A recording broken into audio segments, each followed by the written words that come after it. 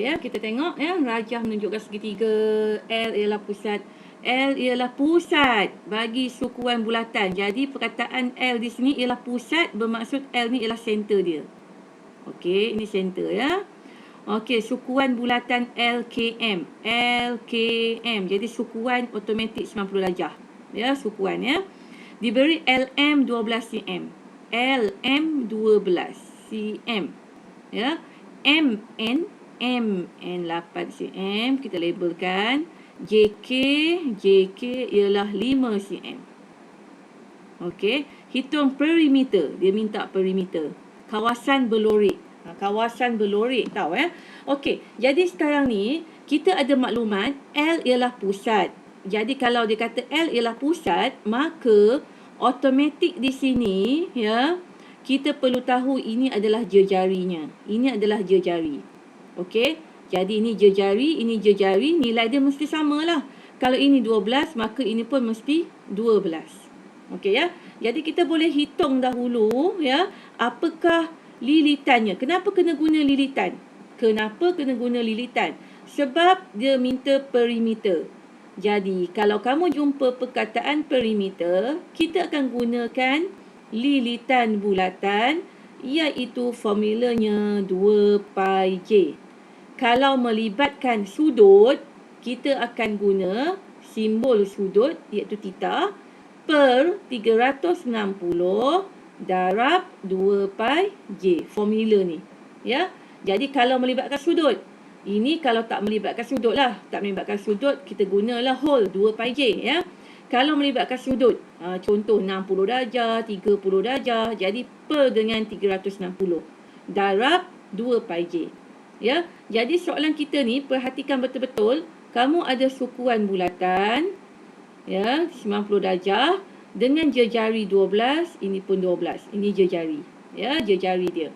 Jadi, apakah nilai lilitannya? Okey, apakah nilai lilitannya?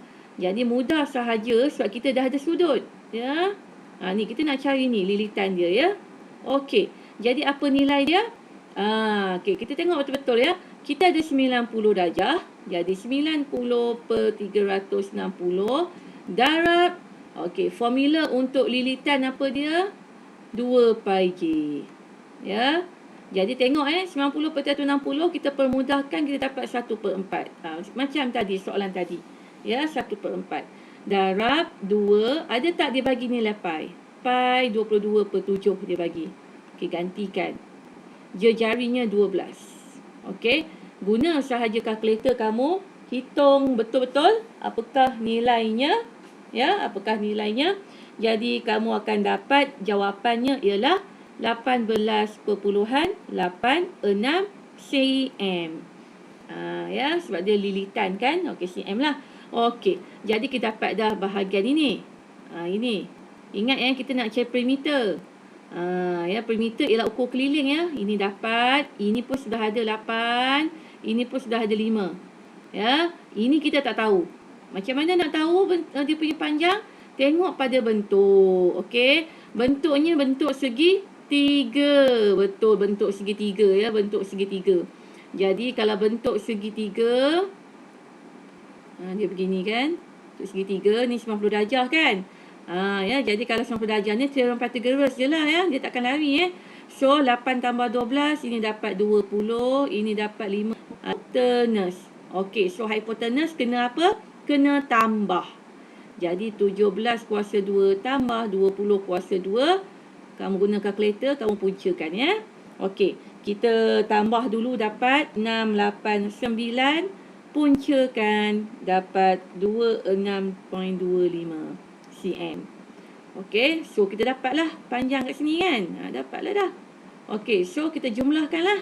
Jadi perimeter untuk kawasan yang berlorik tu ialah 26.25 tambah 8 tambah berapa lilitan tadi? 18.86 kan?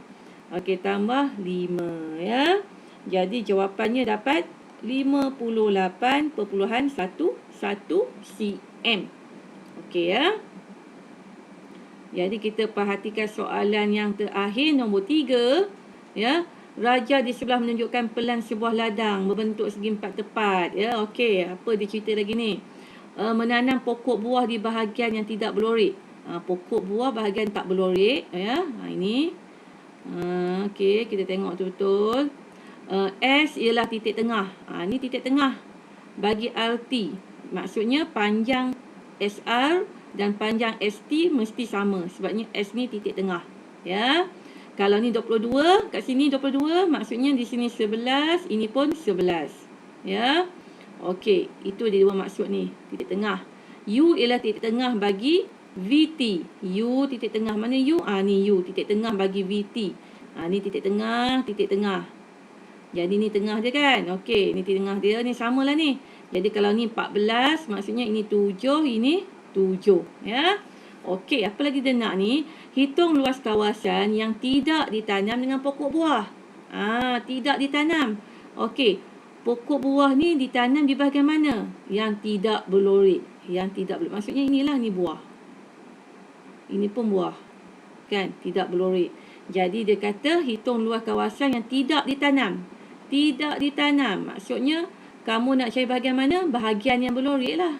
Kita kena cari bahagian berlorik. Ya, fahamkan soalan tu betul-betul ya. Okey. Jadi bahagian berlorik kita ni, kamu tengok dia ada segi empat. Segi empat sama ni. Segi empat tepat. Segi empat tepat. Jadi kita carilah luas asal. Luas segi empat tepat dulu. Tu paling mudah kan. Ya, kita ada 14 kat sini. Kita ada 22. Jadi luasnya berapa? 22 darab 14. 22 darab 14 ialah berapa? 308. Jadi ini luas asal lah, luas penuh kan. Okey. Kemudian kita tengok lagi sekali, kita ada semi bulatan. Luas semi bulatan. Okey, apa maksud semi bulatan? Semi bulatan ialah separuh bulatan. Macam ni. Dia separuh.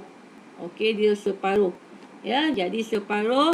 Yang ini 7, ini pun 7. Okey, macam mana tahu? Kita nak jejari lah. Luas ialah pi j kuasa 2.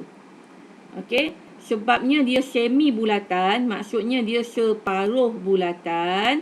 Jadi kita buat apa? Kalau dalam pecahan, separuh. Kita nak ini je. Maksudnya 1/2 lah kan. Jadi separuh bulatan ialah 1/2 daripada luas bulatan. Okey ya. Jadi 1/2 darab pi berapa dibagi? 22/7. Jejari ialah 7 kuasa 2. Jangan ambil 14. Tengok betul-betul ya. Jadi guna kalkulator, kamu akan dapat jawapannya ialah 77. Okey, itu luas semi bulatan ya. Okey, luas apa lagi? Luas segi empat tepat yang bawah tu, yang kecil tu kan. Okey, ini 11, ini 7. Senang je lah. Luasnya ialah 11 darab 7 dapat 77 juga. Okey, last sekali apa kita kena buat? Kita kena tolak lah kan. Jadi nak dapatkan kawasan berlorik, kita akan tolakkan ya. So yang penuh tadi 308 kan. Tolak dengan semi bulatan 77. Tolak dengan segi empat sama, segi empat tepat yang bawah kecil tu 77 juga. Jadi jawapan akhir ialah 154 cm persegi. Inilah kawasan yang tidak ditanam pokok buah. Tidak ditanam pokok buah. Okey. Jadi sekian, itu sahaja. Ada apa-apa boleh tanya dalam grup. Okey, bye.